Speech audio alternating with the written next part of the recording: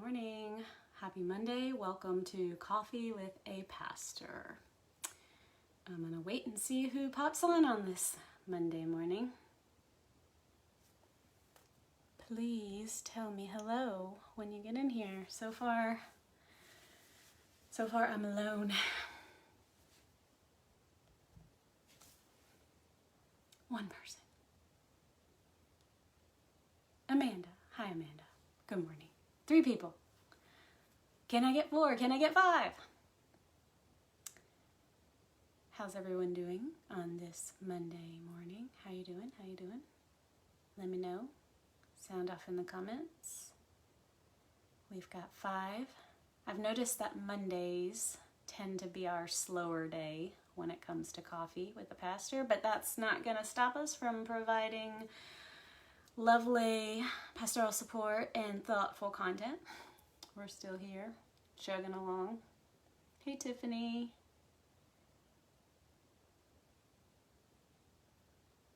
Wait and see. A few more minutes.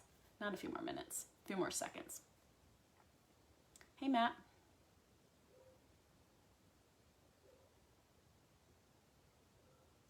How are you guys doing? Sorry, I'm getting text messages. They keep popping up.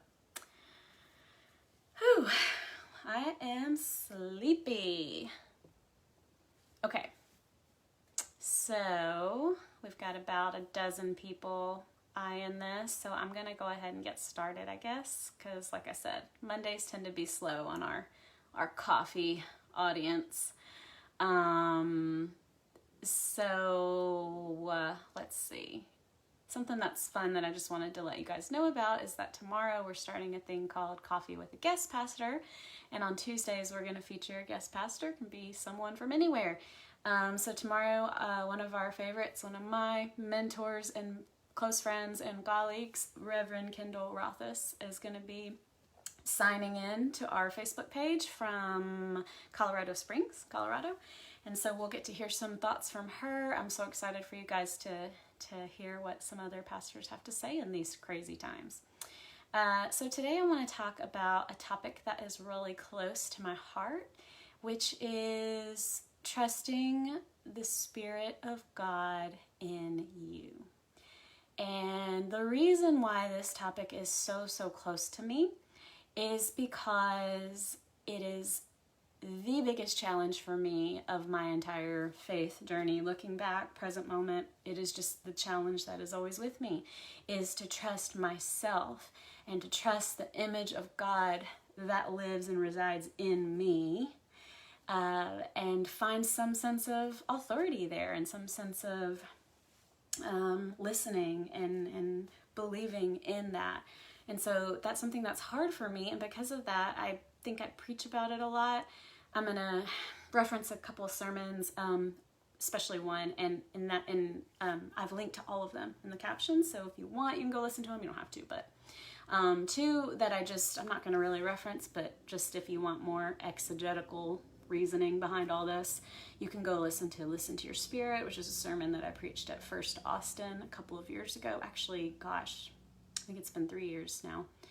And then another one is one I preached last year The Heart Isn't Deceitful, where we talked about a lot of Christianese and why we think there's a lot of bad theology wrapped up in some of our Christianese.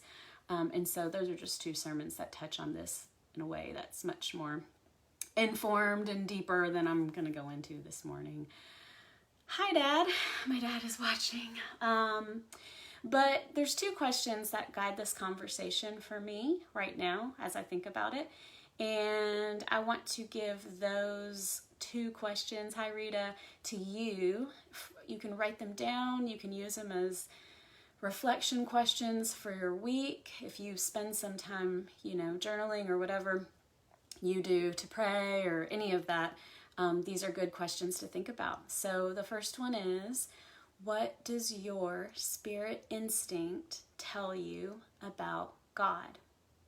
What does your spirit instinct tell you about God? And hey, if something comes to mind right off the bat, please write it down or in the comments. But what does your spirit instinct tell you about God? And just off the bat example for me, I would say my spirit instinct tells me God is not a man. God is not just a masculine God. And that's pretty radical considering how a lot of us have been raised and grown up. Been in the church, we can look theologically and know that to be true, but we don't always act and practice with that belief. But that's something my spirit instinct tells me. So I'm grateful for it. And then the second question is, in what ways does your spirit instinct find connection with God? In what ways does your spirit instinct find connection with God? Tell me in the comments. It could be through nature, through poetry, through reading or writing. But what does your spirit instinct, in what ways does your spirit instinct find connection with God? And I want to give you an example for me, which is going to kind of guide this coffee this morning. But this is the kind of thing we're talking about in Full Spectrum on Thursdays. Our small group we're doing on Zoom, so let us know if you want to join in this week. Fran's going to talk about embodiment. We're talking about creative ways that we connect with God, and really what that means is we have to have our spirit instinct. We have to be in tune with Spirit of God in us if we're going to connect with some of these really creative, imaginative, and ancient ways to pray and find connection. And one of those for me is ritual, which I talked about last week in our small group. But today I want to talk to you about Mother Mary, because Mother Mary, the Virgin Mary, Mary Mother of Jesus, however you want to say it, she is a very special part of my faith journey. And my spirit instinct finds connection with God through her story and through her image and through the ways that she has been in history, the face of God in the world, the hands and feet of Christ. Obviously, she holds a really central part in our faith story. But I wanted to read to you a little piece of one of the sermons I did link, just about a story that I have that'll explain why she's so special to me. And I just thought it would be easier to read it than to try and say it right now, because I'm scatterbrained and it won't be eloquent. So let me just read a little portion of this sermon from, it's called Soul Freedom, because we were talking about tenets of the Baptist tradition, and soul freedom is one of them. Thanks for commenting, Matt. Okay, so this was 6 years ago. So I wrote, recently I spent some time at a Benedictine monastery just outside of Portland in Mount Angel, Oregon. It was a much needed couple of days, was renewing, transformative, and challenging. On my last day, with about an hour to spare, I explored a wooded area near the monastery, and in doing so, I found a path leading inward. And with the tall Oregon trees both shading and concealing me, the trail led me to a bench facing a beautiful statue of the Virgin Mary. I was alone. I plopped down on the bench, and for a while, I did nothing but just stare at that statue. Before I knew it, I was crying, weeping as memories from my childhood that I'd nearly forgotten came rushing back. I remembered a card I was given as a little girl. It was of the Virgin Mary, and on it, she was robed in blue, holding the Christ child in her arms. And I can still remember the first lines of the poem printed on the back of that card. Lovely lady, dressed in blue, teach me how to pray. God was just your little boy, tell me what to say. It was a card for kids. It was a poem for kids, I think. So I loved that tiny card as a kid, and I carried it with me everywhere. Not only did it light me up inside to imagine Jesus as a child like me, but I also loved the image of Mary. I loved her femininity, that maternal imagery that I would lack in real life for much of my childhood. I even loved that my mom shared her name. In my eyes, Mary was the mother of God, and she absolutely fascinated me. Now, I'm not talking about good theology here. I'm only trying to say that for as long as I can remember, I knew God and God knew me, and that truth was as easy as breathing, and Mary was an important part of that story, just like Paul or David might be for someone else. But as I grew up in a heavily Protestant North Louisiana, I began to lose touch with this faith of my childhood.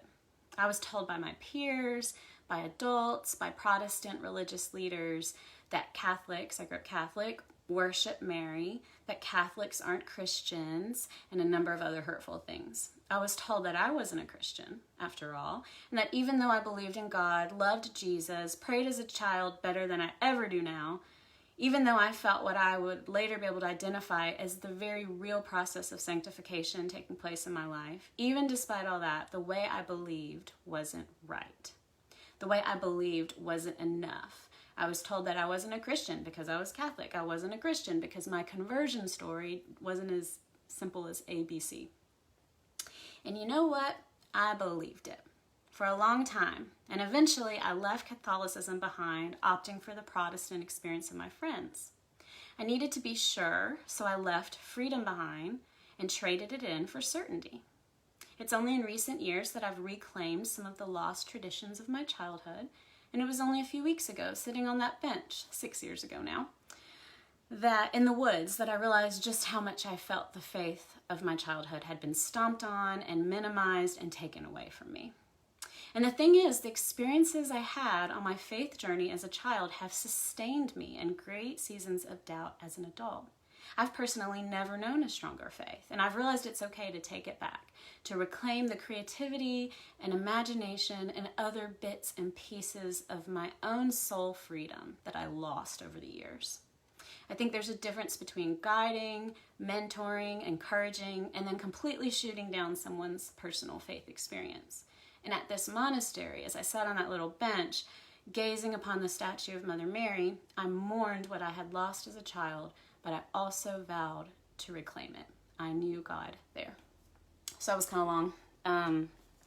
But I just wanted to give you context for how much Mary has been a way to help me connect with God. And I was thinking about this because this morning I was sitting on my patio and I have a garden statue of Mary out there. My mother-in-law gave it to me one year for my birthday. And I cannot tell you, if I'm by myself and I'm looking at that statue, I just want to cry. Or it doesn't matter if I've been to other monasteries since, Catholic churches or whatever. I just get emotional. I just feel a sense of being seen and being held in those moments. And I see the face of God in those moments, and the mystery of the divine, which was most strongly experienced for me in my childhood, washes over me in those moments. And so I've always felt like this was kind of like something that was wrong, and it bothered me. And I think that if it weren't for me learning how to trust the Spirit of God in me and trust the Spirit prompts in me, that I wouldn't have this sacred connection to the divine that I do. And I also think it's really funny, not really funny, but I don't know what a better word is, that, people can lift up Paul, they can lift up David, they can lift up Peter, and really put them on a pedestal. But the moment you do that with Mary, all of a sudden it's wrong and heretical, which just goes to show again the patriarchal roots of our faith tradition and how much it's entrenched. Some of those beliefs are entrenched into our faith. And so this gets me on the path to mystery. And so even if Mary isn't someone that you really resonate with, this is an example of a non-dual way of engaging your faith. It's an example of making room for mystery and letting go of some of that certainty. And I want to know how that works for you. I want to know what you think about it, and I want you to just spend some time on your own thinking about that and thinking about those two questions. What does your spirit instinct tell you about God? And in what ways does your spirit instinct find connection with God? Because those things are really important to search out, and they're really important for you to remember, especially in these times as we're really needing to turn to our faith more than ever. And then I just want to point out a scripture verse that I really love. It basically informed the sermon that I wrote, and it really helps me when I think about trusting the Spirit of God in me. And that's from Matthew 16, verses 13 through 20. And it's the text where Jesus says to his disciples, "Who do people say that I am?" And then they answer, and then he says to Peter, actually probably to all of them, he says, "Who do you say that I am?" See, it wasn't enough to say, "Who do people say that I am?" "Who do church leaders say that I am?" "Who do pastors say that I am?" Or whatever, motivational speakers. "Who do you say that I am?" And that is the moment that Peter becomes the rock of the church, because Peter, from within his own soul freedom and from within his own belief in his own imago Dei and Spirit of God in him, declares, "You are the Messiah. You are the Son of God." And that was the start, the foundation of the church. And so Peter's declaration isn't enough. Peter's declaration is not ours. Jesus says to us, "Who do you say that I am?" And it goes back to engaging our own faith, doing our own spirit work to answer that question. And so I really want to encourage you to do that. And I want to end with a poem.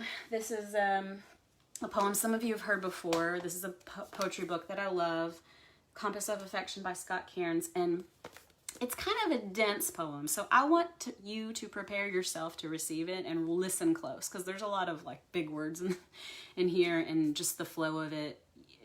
If it were me, it would be better just to read it myself. But I'm going to read it to you because it's about being a heretic, and I don't know. It always, whenever I read this poem, it empowers me to continue on trusting Spirit of God in me. And by the way, this is why we have faith community. You don't have to worry about whether or not you're listening correctly or doing it right, because you're not alone. We're helping each other along on this faith journey. Okay, so I'm going to read this poem. It is called Adventures in New Testament Greek, and it is Hairesis, which is Greek for heretic, heresy.